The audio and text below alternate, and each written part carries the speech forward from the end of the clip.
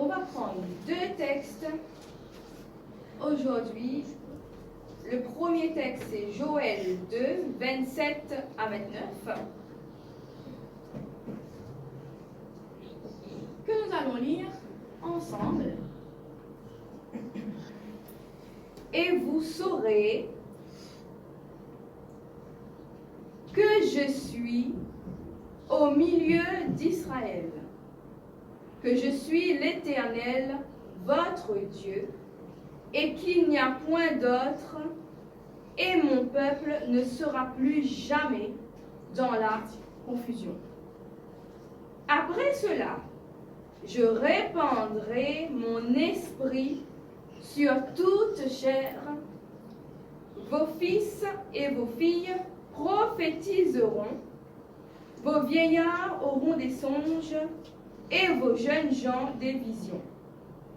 Même sur les serviteurs et sur les servantes, dans ces jours-là, je répandrai mon esprit.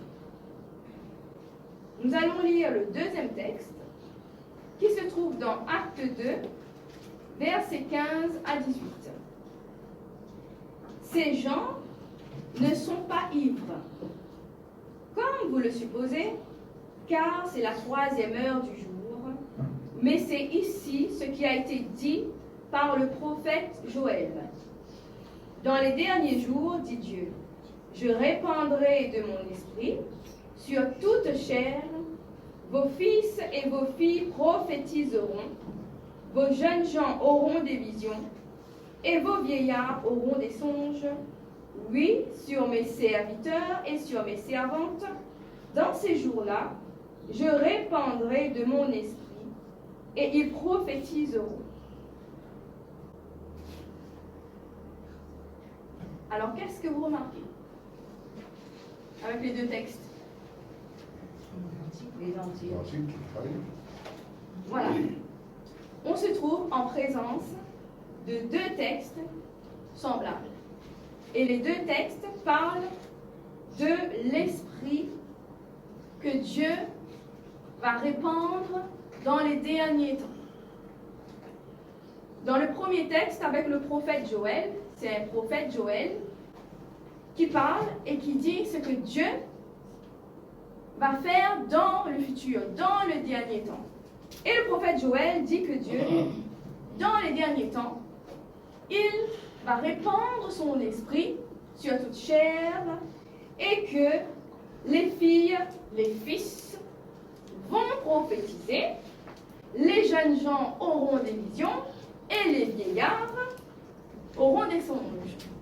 Et dans le texte de Acte 2, c'est l'apôtre Pierre qui rappelle la prophétie du prophète Joël. Donc Pierre dit ce que le prophète Joël avait dit comme prophétie qui allait s'accomplir dans les derniers temps.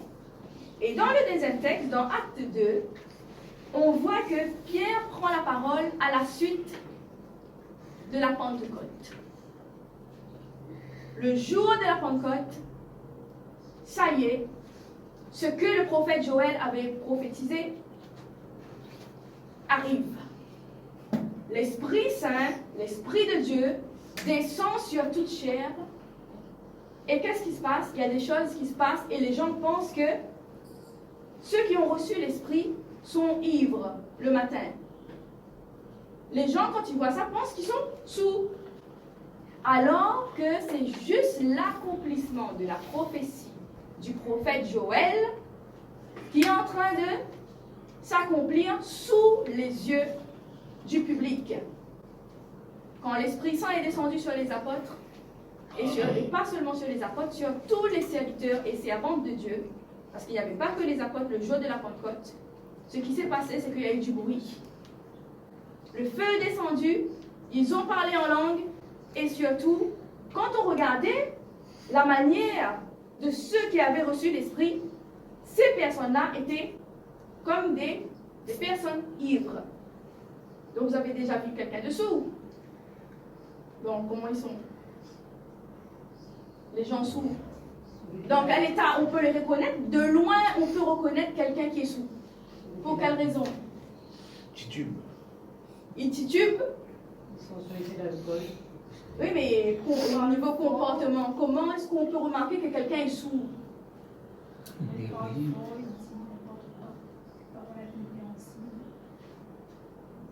Et surtout, le corps ne fonctionne pas normalement. Le corps titube, il y en a qui vont trembler, il y en a qui vont tomber, ils vont faire 2 pas, tomber, se relever, 2 pas, tomber, se relever.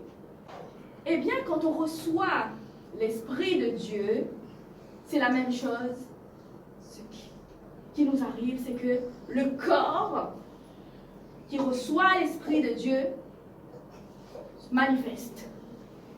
Manifeste. Parce qu'on ne reçoit pas l'Esprit de Dieu et on reste immobile. Tous ceux qui reçoivent l'Esprit de Dieu, à un moment donné, le corps va manifester. La manifestation de l'Esprit de Dieu est visible. Est visible. Et dans ces 2 textes, Dieu nous montre que quand il y a l'Esprit qui est répandu sur une personne, voilà ce qui se passe. C'est naturel, c'est normal, parce que nous avons reçu l'Esprit. Et il dit dans ce texte, dans Acte 2, l'apôtre Pierre dit, ça y est, le jour de la Pentecôte, c'est arrivé. C'est arrivé. C'est ce qui est en train de s'accomplir. La prophétie est en train de s'accomplir sous les yeux du monde. Donc les gens sont là, regardent et ils voient qu'ils titubent, ils tombent, ils tremblent. Il y en a qui parlent fort, qui disent des paroles incompréhensibles pour le monde, mais ce sont des paroles compréhensibles pour ceux qui sont dans l'esprit. De Dieu, bien sûr.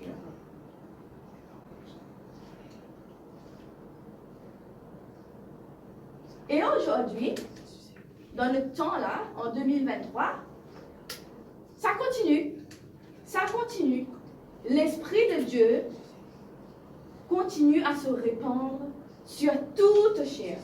Et bien sûr, la première chose qui arrive quand l'Esprit de Dieu est sur la personne, qu'est-ce qui se passe? Dans les 2 textes, on nous dit que vos fils et vos filles prophétiseront. Donc ce qui arrive quand on reçoit l'Esprit de Dieu sur son corps, c'est que les filles, les garçons prophétisent. C'est la première chose qui arrive. Donc il faut qu'on puisse comprendre que dans notre temps, nous sommes le peuple sur qui l'Esprit est répandu. Donc, normalement, nous devons manifester la prophétie. Est-ce que vous comprenez là? Et je vais vous montrer que c'est vrai. Deuxième chose, ce qui arrive quand on reçoit l'Esprit de Dieu, c'est que les jeunes gens auront des visions. Et dans notre temps, c'est ce qui se passe. Les jeunes gens ont des visions, voient des choses que le monde ne voit pas. Et souvent, on met ça sur le compte du diable. Non, non, non, non, non, non. La première chose qu'il faut comprendre, c'est que Dieu donne les visions. Dieu donne les visions. Dieu, notre Père qui est aux cieux, que ton nom soit sanctifié. Ce Dieu-là donne des visions. C'est pas le diable. Et la troisième chose qui arrive, les vieillards auront des songes. Ça veut dire aussi que quand on reçoit le Saint-Esprit, les vieillards auront des songes. Et dans ce 2 textes, on nous parle de 3 générations. 3 générations. Les jeunes, les filles, les garçons, les vieillards. 3 générations. Et donc, Dieu, quand il parle des 3 générations, en fait, c'est pour dire que tout cela, l'esprit qui va se répandre sur toute chair, touchera toutes les générations. Il n'y aura pas une exception sur les générations. Ça ira des petits bébés jusqu'à des personnes qui ont 80 et 90 ans. Si nous sommes dans le mouvement de Dieu, si nous suivons vraiment la parole de Dieu, c'est ce qui va nous arriver. Et déjà aujourd'hui, ça nous arrive. Ça nous arrive. Et pour certains d'entre vous, ça vous arrive, mais vous ne comprenez pas ce qui se passe dans votre vie parce que vous voyez des choses que personne ne voit. Et ça, c'est normal, c'est naturel. C'est notre héritage en Christ. Nous sommes le peuple prophétique et nous sommes les filles, les fils qui prophétisent.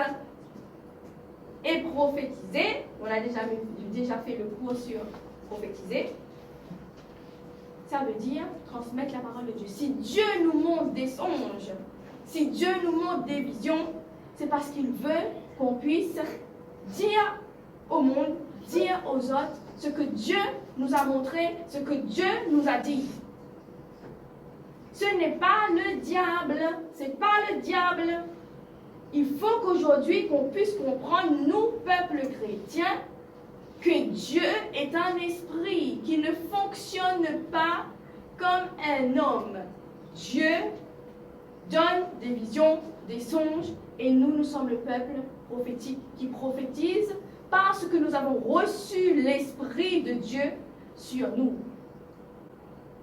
Et quand Dieu dit que l'Esprit va se répandre sur toute chair, cela veut dire tout simplement que notre corps physique là, a été créé pour recevoir l'Esprit de Dieu.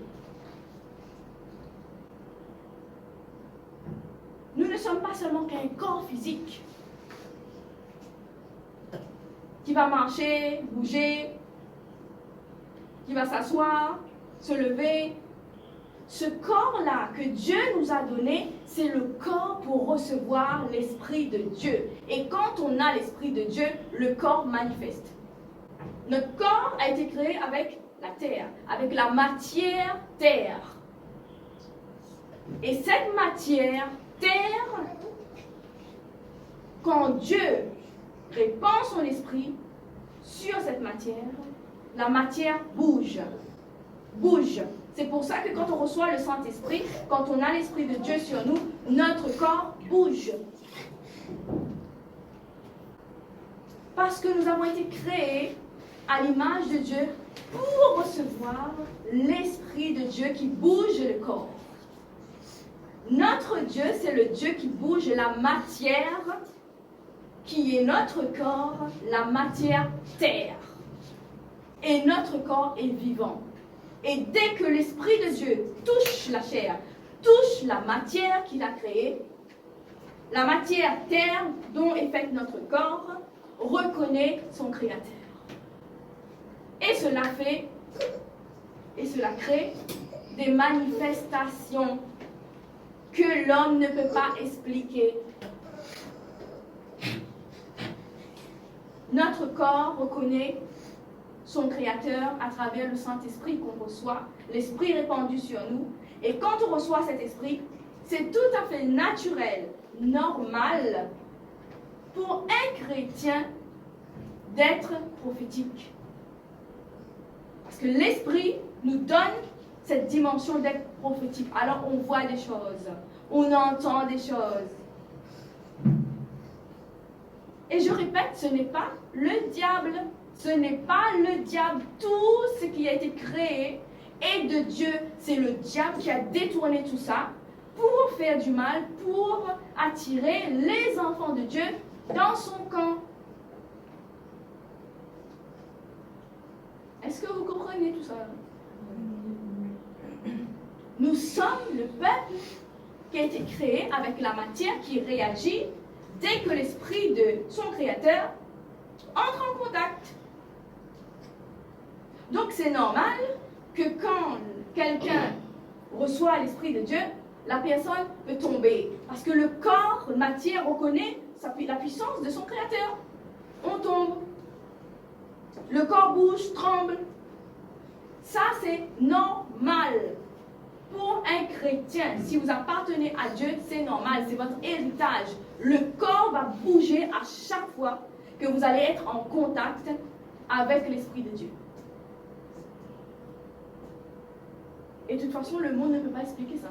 Même la personne qui se manifeste ne comprend pas elle-même pourquoi est-ce que, dès qu'il y a Esprit de Dieu, dès qu'il y a Esprit Saint qui manifeste, la personne tombe, pleure ou fait des choses bizarres. Ça, c'est normal. Et nous, en plus, nous allons entrer dans cette dimension encore plus, dans ces temps-là, des visions et des songes. Des visions et des songes, parce que Dieu, là, nous parle à travers les visions et les songes. Donc, il faut vraiment comprendre que Dieu répand son esprit sur qui? Sur toute chair. Sur nous. Sa chair, sur nous. Donc, le diable n'a rien créé. Le diable n'est pas plus fort que son créateur. Parce que celui qui a créé Satan, c'est Dieu. Et Satan a perdu son pouvoir aux côtés de Dieu. Et comme les enfants de Dieu qui sont sur terre ne connaissent pas leur identité, donc les enfants de Dieu pensent que Satan est puissant, que ceux qui servent Satan, le diable bien sûr, sont plus puissants que les chrétiens. Parce que les chrétiens ne savent pas leur identité. Satan n'est pas plus puissant qu'un enfant de Dieu. C'est juste que l'enfant de Dieu ne connaît pas le don que Dieu lui a donné et que l'enfant de Dieu ne connaît pas comment utiliser ce don.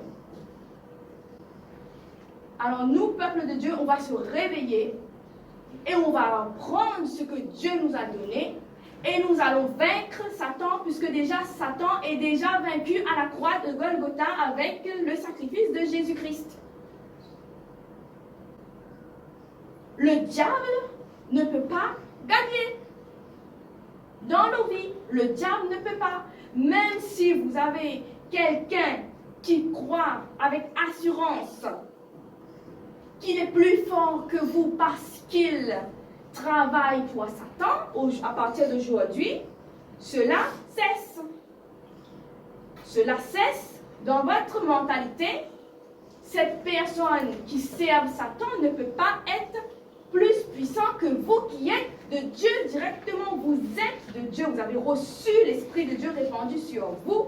Donc c'est normal que ceux qui servent Satan est inférieur à ceux qui servent le Seigneur Dieu lui-même.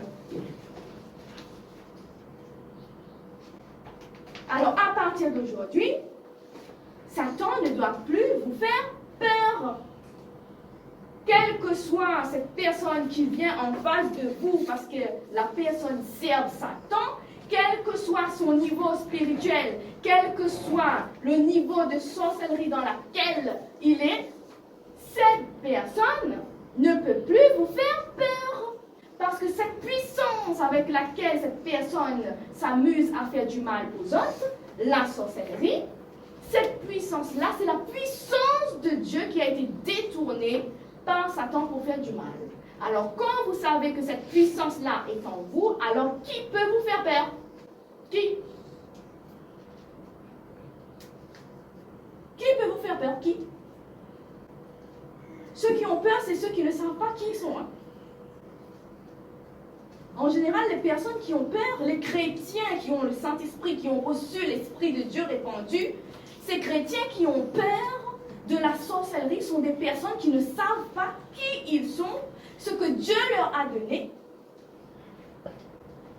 Et c'est dommage. C'est pour ça qu'il y a encore des chrétiens qui pleurent encore. Qui pleurent, ah oui, un tel m'a fait ci, un tel m'a fait ça, un tel m'a fait ci, un tel m'a fait ça. Parce que les chrétiens sont ignorants de la capacité que Dieu leur a donnée. Et en Jésus-Christ, quand vous avez reçu le Saint-Esprit, et que vous savez qui vous êtes, par le Saint-Esprit, ce que Dieu vous a donné, et ce que vous valez, aucune personne qui viendra contre vous au nom de Satan ne pourra vous faire peur. C'est lui qui va courir.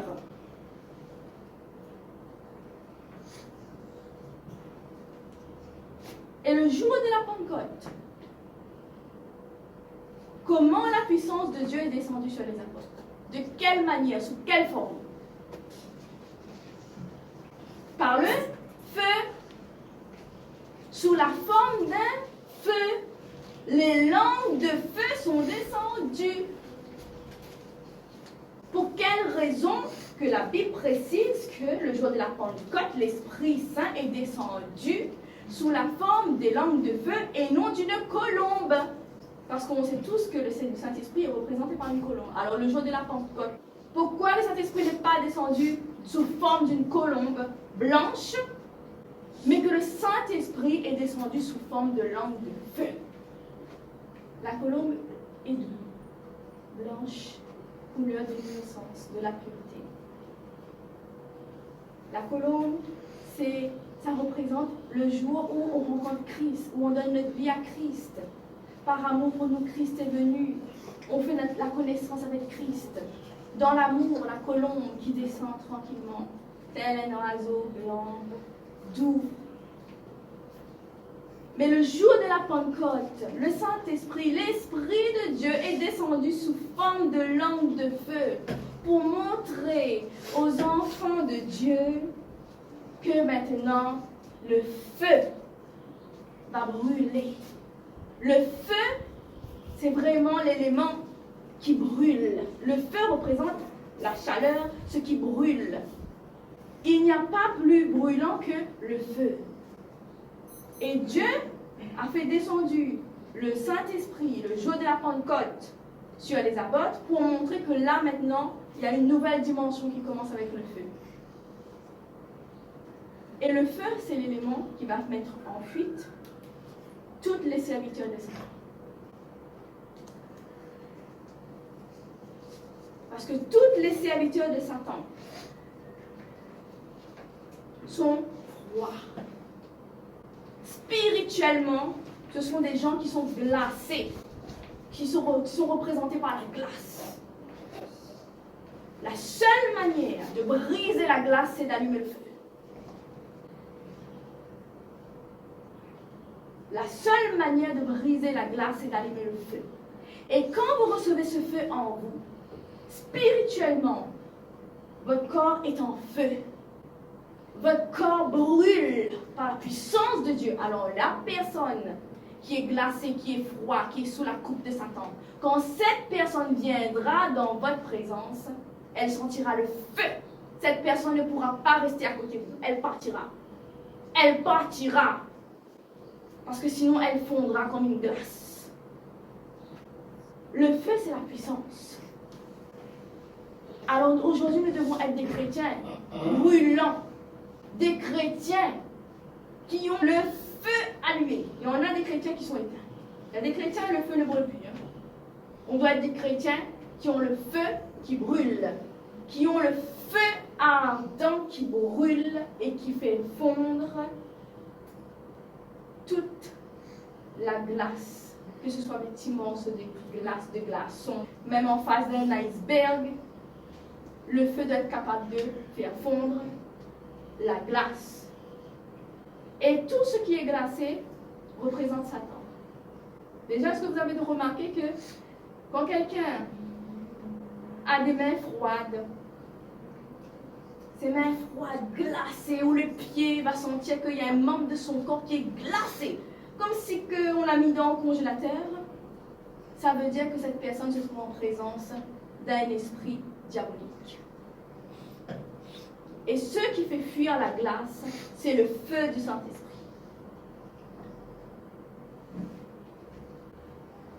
Le Saint-Esprit n'est pas seulement une colombe. Le Saint-Esprit est venu sous la forme d'une colombe sur Jésus le jour de son baptême.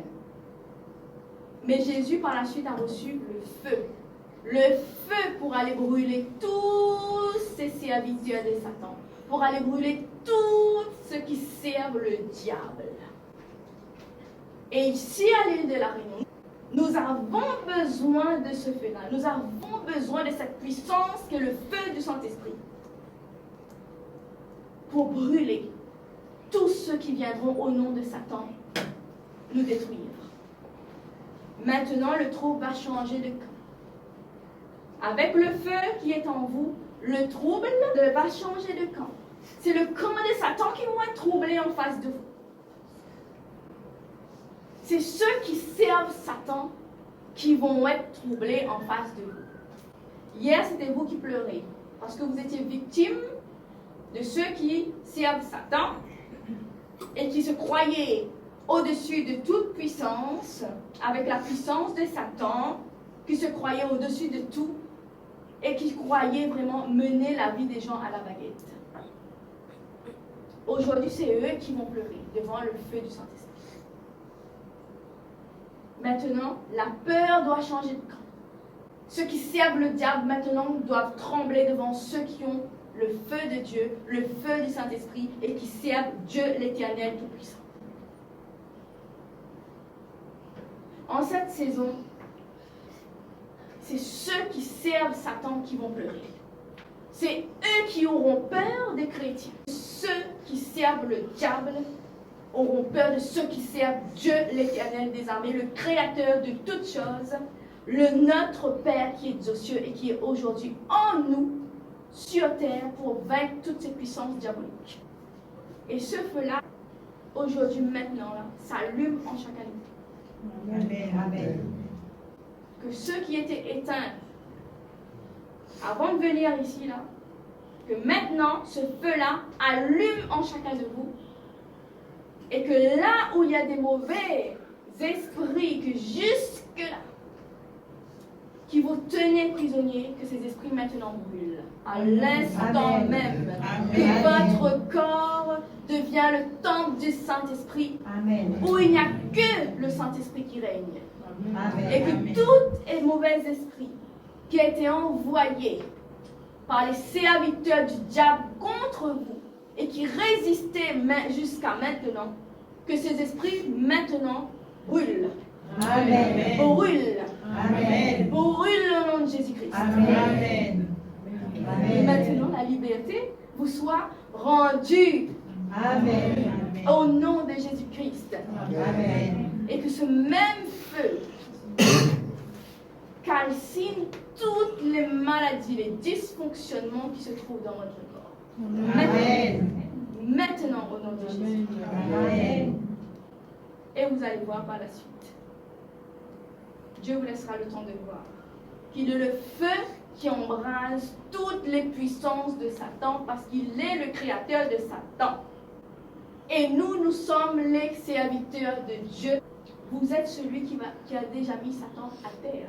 En Jésus-Christ, vous avez la victoire déjà. Amen.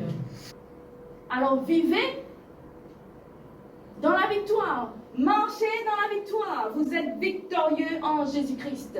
Que tout ce qui vous arrive, toute situation compliquée, contraire à ce que la Bible nous dit là, que toute cette situation maintenant, que vous soyez vainqueurs.